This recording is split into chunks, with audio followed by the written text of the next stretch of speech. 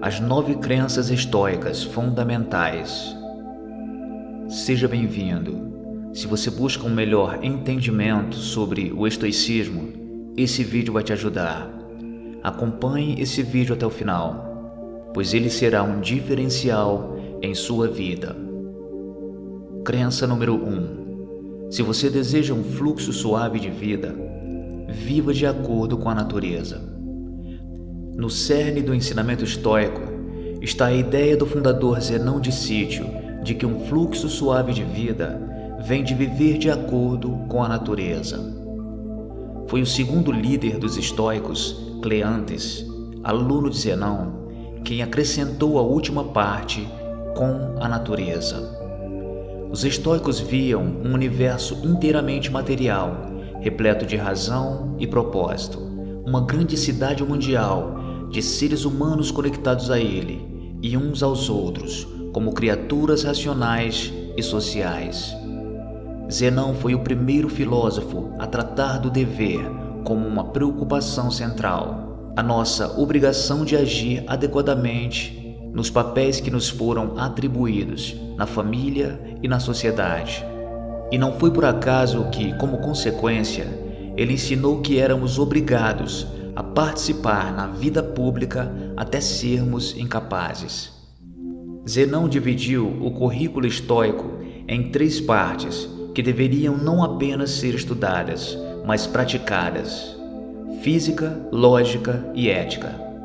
Os estoicos viam a física como campo fértil, a lógica como uma cerca protetora que impedia a entrada de corrupções, e a ética como o fruto produzido pela integração dessas 3 áreas de estudo em nossas ações. Zenão desafiou seus alunos a chegarem ao ponto onde tudo o que faziam estivesse de acordo harmonioso com o espírito orientador de cada homem e a vontade daquele que governa o universo. O Deus estoico não era transcendente e acima da natureza, mas era sinônimo dela. O seu panteísmo sustentava que cada um de nós partilhava do fogo divino. Tal como outros pensadores gregos que o precederam, Zenão acreditava que cada um de nós tem um gênio ou propósito interior que nos liga à natureza universal. Aqueles que vivem mantendo as naturezas individual e universal em harmonia são felizes, e aqueles que não fazem, não são. A disjunção dessas 2 naturezas é a raiz da miséria humana e não de como devemos viver. Então, como podemos evitar essa disjunção? Crença número 2. A felicidade não é encontrada nas coisas, mas apenas na virtude. É tudo uma questão do que valorizamos e das escolhas que fazemos. Os primeiros estoicos muitas vezes discordavam sobre muitos detalhes, mas todos concordavam que para os seres humanos a vida feliz só seria encontrada na busca da virtude ou excelência humana. Uma busca que envolvia moderar nossos desejos, aversões e impulsos, para que se alinhem melhor com as 4 virtudes cardeais da temperança, coragem, justiça e sabedoria prática. Simplificando, para os seres humanos, a virtude é o melhor sistema operacional para abrir caminho no mundo. É o programa que todos devemos seguir. Essas 4 principais virtudes e as muitas subvirtudes que se relacionam com elas são onde nosso foco precisa estar e são um pacote inseparável e completo. Ário Dídimo, que serviu como um dos 2 conselheiros estoicos próximos do primeiro imperador romano Augusto, deu-nos a lista mais completa que temos das virtudes estoicas. Suas definições muito diretas apresentam-nos como tipos essenciais de conhecimento prático para a vida. Sabedoria é o conhecimento de quais coisas devem ser feitas e o que não deve ser feito, e o que não é nenhuma das 2 coisas, e nos leva a atos apropriados. Dentro da sabedoria, encontraremos qualidades virtuosas como o bom senso, astúcia, sensatez, firmeza de objetivo e engenhosidade. Autocontrole é o conhecimento de quais coisas vale a pena escolher e o que vale a pena evitar e o que não é nenhum dos dois. Contidas nessa virtude estão coisas como ordem, decoro, modéstia e autodomínio. Justiça é o conhecimento de repartir a cada pessoa e situação o que lhe é devido. Sob esta bandeira, os estoicos colocaram a piedade, a bondade, o bom companheirismo e o tratamento justo. Bravura é o conhecimento do que é terrível e o que não é. Isso incluía perseverança, intrepidez, grandeza, coragem e diligência. Abordar a vida dessa forma envolve uma revolução completa no nosso pensamento e nas nossas atitudes. Devemos parar de acreditar que a felicidade consiste em coisas e perceber, em vez disso, que ela consiste apenas em uma vida virtuosa. Quando colocamos as coisas externas à frente da virtude, separamos nossa natureza individual daquela universal que nos conecta a todos. Surgem emoções tóxicas juntamente com ansiedade e isolamento. Ao contrário da opinião popular, o bem e o mal não residem nas coisas que desejamos ou nas que desejamos evitar, mas apenas nos nossos próprios pensamentos e crenças e nas decisões e ações que tomamos por causa delas. Epicteto, o grande filósofo e antigo escravo, exortou seus alunos a concentrarem-se apenas na sua escolha fundamentada, nossa capacidade de usar nossa razão para escolher como categorizamos, respondemos e nos reorientamos a coisas e eventos externos. Essas coisas externas, do ponto de vista moral, são indiferentes, nem boas nem más em si mesmas. Somente o valor que atribuímos às coisas e a forma como exercitamos a nossa razão e as nossas escolhas em torno delas tornam qualquer coisa boa ou má. Se não forem controlados, os nossos desejos e aversões, quando governados por falsas crenças, dão origem a emoções tóxicas que nos causam grande instabilidade e sofrimento na vida. Como colocamos a virtude para funcionar em cada caso, deve ser nosso único foco. Epicteto resumiu desta forma: a essência do bem é um certo tipo de escolha fundamentada, assim como a essência do mal é de outro tipo. E quanto aos externos, então? Eles são apenas a matéria-prima para nossa escolha racional, que encontra o seu próprio bem ou mal ao trabalhar com eles. Como ele encontrará o que é bom? Não por se maravilhar com o material, pois se os julgamentos sobre o material forem corretos, isso torna as nossas escolhas boas, mas se esses julgamentos forem distorcidos, as nossas escolhas tornam-se más. Crença número 3. Não controlamos eventos externos, apenas controlamos nossos pensamentos, opiniões, decisões e deveres. Quando mantemos as coisas externas na perspectiva adequada, ganhamos uma estabilidade que nos ajuda ao longo do caminho da vida. No mundo real, todos nós temos coisas de que precisamos e deveres e obrigações que surgem de nossa família, relacionamentos e vocações. Zenão foi o primeiro a dividir esses externos no que chamou de indiferentes preferidos e não preferidos. O que ele quis dizer é que, embora não tenham um valor moral intrínseco, formam uma espécie de segunda classe de valores, que é uma parte importante das nossas vidas. Coisas como a saúde e a riqueza devem ser preferidas à doença e à pobreza. E se quisermos, se tivermos a sorte de tê-los, eles podem ser um benefício para nós e para os outros, à medida que buscamos uma vida virtuosa.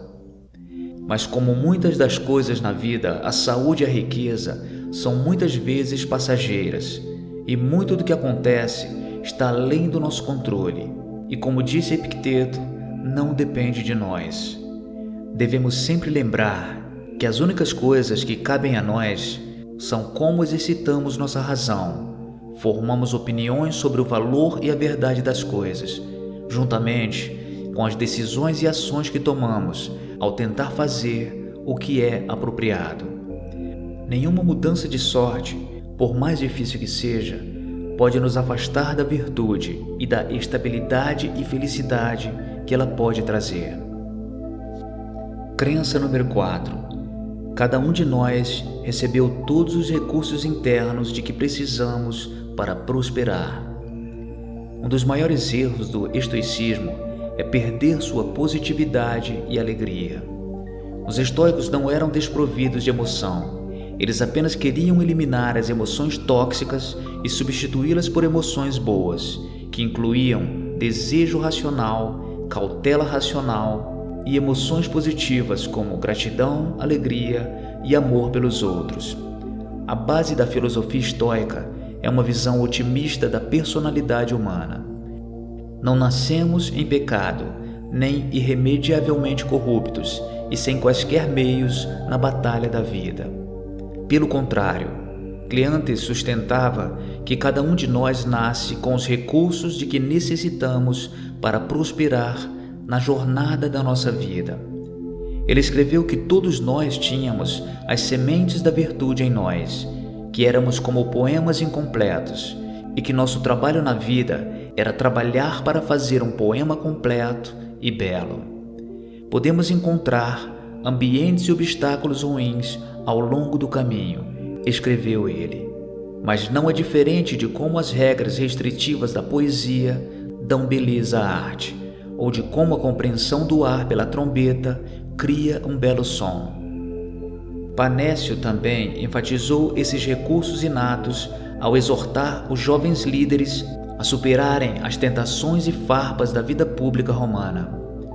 Os seres humanos recebem esses instintos de virtude por natureza, e podemos prosperar e viver nobremente se aprendermos a viver de forma consistente com a nossa própria natureza e os nossos deveres, ao mesmo tempo que aproveitamos ao máximo os recursos que nos foram dados.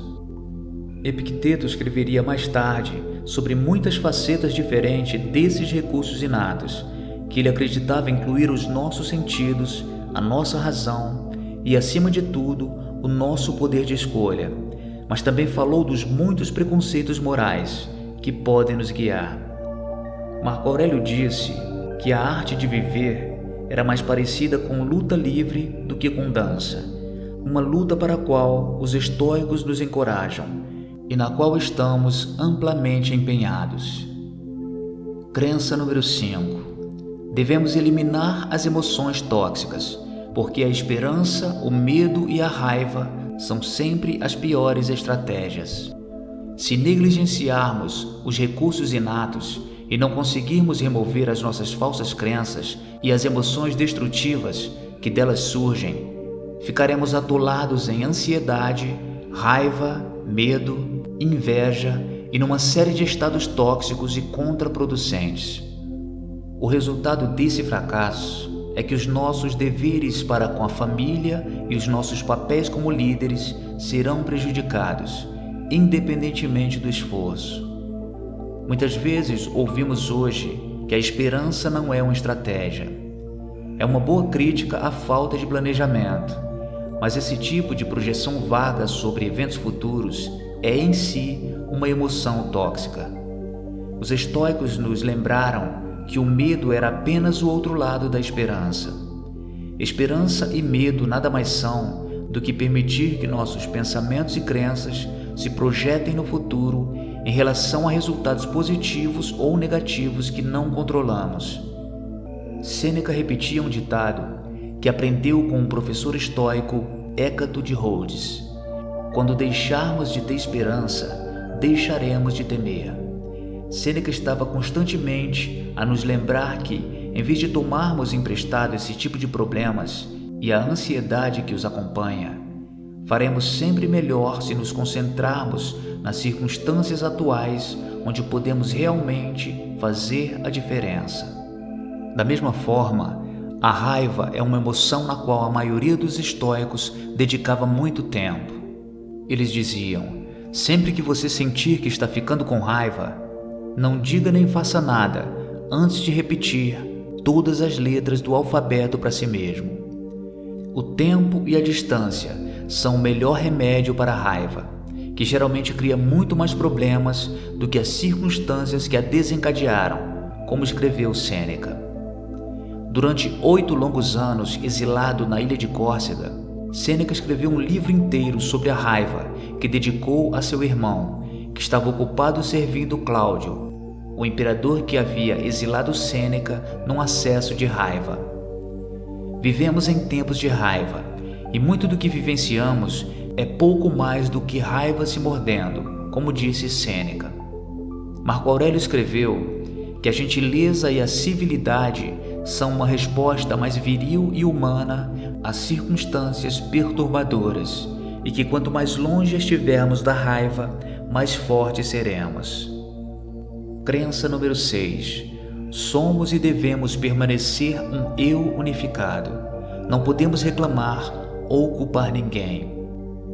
Os estoicos acreditavam num eu racional unificado. Eles assumiram a responsabilidade de manter essa unidade e nunca apoiariam pensamentos como "o diabo me obrigou a fazer isso", ou qualquer outra forma de atribuir a culpa ou a responsabilidade a outro lugar. A exceção notável entre os estoicos foi o imponente gênio Posidônio, que mudou a psicologia estoica para dar o que considerou ser um relato melhor das forças irracionais que viu destruindo grandes líderes, como Pompeu durante seu próprio tempo. É preciso planejar a vida, disse Posidônio, para viver contemplando a verdade e a ordem do universo e promovendo-a tanto quanto possível, sem ser guiado em nenhum aspecto pela parte irracional da alma. No entanto, ele ainda defendia o ponto principal dos estoicos: não podemos estar divididos contra nós mesmos. Isso remonta a Zenão, a harmonia das naturezas individual e universal, bem como a crença estoica que herdaram de Heráclito, de que caráter é destino. A frase original é melhor traduzida como "o caráter de alguém é um Deus pessoal". Isso significa que se deixarmos que o nosso caráter se torne mau, teremos então um tirano exercendo um reinado de terror sobre as nossas vidas. O verdadeiro demônio da vida é um mau caráter. Epicteto expressou melhor quando disse: essas coisas não combinam. Você deve ser um ser humano unificado, seja bom ou mau. Você deve trabalhar diligentemente em seu próprio raciocínio ou em coisas que estão fora de seu controle. Tome muito cuidado com o que está dentro e não com o que está fora, ou seja, fique com o filósofo ou então com a multidão. Crença número 7. Nenhum homem é uma ilha. A regra de ouro estoica. Na época da morte de Epicteto, havia outro estoico estudando e ensinando em Atenas, chamado Hierocles. Ele escreveu uma grande obra chamada Sobre Atos Apropriados, da qual vários fragmentos foram preservados, incluindo um livro substancial sobre os elementos da ética, uma cartilha sistemática destinada ao uso em sala de aula, junto com vários outros fragmentos, repletos de preceitos voltados para um público mais amplo. Como Antípatro e Musônio antes dele, os tópicos tratados nesses fragmentos populares incluem conselhos sobre casamento, família e administração doméstica. Os elementos de ética destacam-se entre os escritos éticos estoicos do período romano por sua abordagem rigorosamente sistemática para definir princípios éticos. Com base no trabalho de Crísipo, que ensinou sobre o papel do que é adequado e apropriado em nosso desenvolvimento como seres humanos, bem como no trabalho de Antípatro, ao conectar nossos interesses pessoais aos interesses de nossos semelhantes, Hierocles criou algo notável. começando com a capacidade de autopercepção de um indivíduo e seu impulso relacionado de autopreservação. Hierocles procura conectar essa esfera de interesse pessoal à esfera social, os interesses de outras pessoas. Hierocles transforma as discussões estoicas anteriores sobre o que é adequado ou apropriado num desafio para ver e praticar uma ética que ligue os dois polos da apropriação, o pessoal e o social. Os nossos interesses individuais estão ligados com os interesses e preocupações dos outros. Ele retrata essas esferas de preocupação como uma série de círculos irradiando de nosso próprio eu. Por mais que tentemos viver num mundo dominado pelos nossos próprios interesses, sofreremos e não conseguiremos realizar a nossa humanidade, a menos que trabalhemos constantemente para ligar a nossa esfera de preocupação com as preocupações dos outros. Hierocles oferece uma solução simples, baseada em seu modelo engenhoso. Deveríamos sempre tentar aproximar os círculos externos de nós mesmos, isso é, tratar um amigo como trataria uma família, tratar um concidadão como trataria um amigo, tratar um compatriota como concidadão e, finalmente, tratar um estrangeiro como trataria seu próprio compatriota. Em tudo o que fazemos, devemos tentar aproximar estes círculos de nós. Nenhum homem é uma ilha e nenhum é intocável. Crença número 8. Nosso desenvolvimento pessoal está ligado à cooperação com outras pessoas.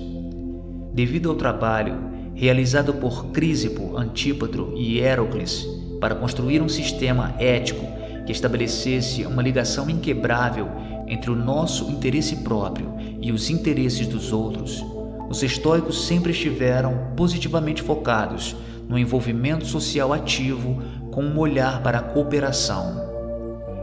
Sêneca escreveria um livro inteiro, mais longo, sobre ser um benefício para os outros. Constantemente em busca de maneiras de ser útil aos outros, procurou exemplares morais que fizessem o mesmo. E mesmo em sua aposentadoria forçada da corte de Nero, Sêneca esperava que o tempo livre de seus últimos anos, focado na escrita, servisse ao mesmo propósito. Essas obras, incluindo suas cartas morais e ensaios, resistiram ao teste do tempo e ajudaram inúmeras pessoas. Nenhum estoico refletiu mais essa orientação em seus escritos do que o imperador Marco Aurélio. Há mais de 80 referências ao bem comum em Meditações, frase que aparece em quase todas as páginas da obra. Marco Aurélio escreveu que todas as manhãs ele acordava e pensava em todas as pessoas problemáticas que encontraria naquele dia, mas depois se lembrava severamente de que, por conhecer a beleza do bem e a feiura do mal, ele se concentraria em como elas eram, como sua família e que todos nós somos, feitos para a cooperação. Em outro lugar, ele escreveria: sempre que você tiver dificuldade para acordar de manhã, lembre-se de que você foi feito pela natureza com o propósito de trabalhar com outras pessoas. Esse é um mantra poderoso para nos guiar todos os dias. Crença número 9. Persistir e resistir. É tudo uma questão de progresso, não de perfeição. Os estoicos viam a arte de viver como um processo de melhoria contínua. Eles acreditavam no progresso, não na perfeição. Não importa os nossos papéis e deveres, não importa os obstáculos e dificuldades que enfrentemos. Eles nos lembraram que há sempre um trabalho mais profundo em andamento. Os estoicos nos viam tanto como artesãos quanto como artefatos. Enquanto trabalhamos nas coisas da vida cotidiana, estamos fazendo um trabalho mais profundo em nós mesmos. À medida que progredimos nos nossos vários esforços e enfrentamos contratempos, estamos constantemente melhorando. Pensar melhor nas coisas aprender a antecipar problemas, escolher agir de uma forma mais virtuosa e eliminar emoções tóxicas. Embora nunca cheguemos lá totalmente, o nosso progresso traz paz e estabilidade às nossas vidas e benefícios para todos os que nos rodeiam. Nessa jornada, aprendemos a transformar palavras em obras, crises em caráter e desafios em oportunidades. Como disse Marco Aurélio, o fruto desta vida é um bom caráter e atos para o bem comum. Esse é o foco principal da filosofia estoica, o que é a diferença de todos os outros tipos de filosofia, que tendem a se concentrar na argumentação e na superioridade verbal. A filosofia, escreveu Sêneca, não serve para apontar os defeitos dos outros, mas para eliminar nossos próprios defeitos. Epicteto disse: se alguém levar a sério essas duas palavras e usá-las para sua própria orientação e regulação, estará quase sem pecado e levará uma vida muito pacífica. Essas duas palavras são persistir e resistir. Persista e resista. A coragem e a perseverança para continuar avançando em direção ao que é bom, e o autocontrole e a consciência para resistir ao que é ruim. Estes são os ingredientes da liberdade, qualquer que seja a condição. Bem, essas foram as 9 principais crenças da filosofia estoica. Eu espero que tenha feito sentido para você. Se você gostou, deixa aqui o seu like e se inscreve no canal para acompanhar os próximos vídeos.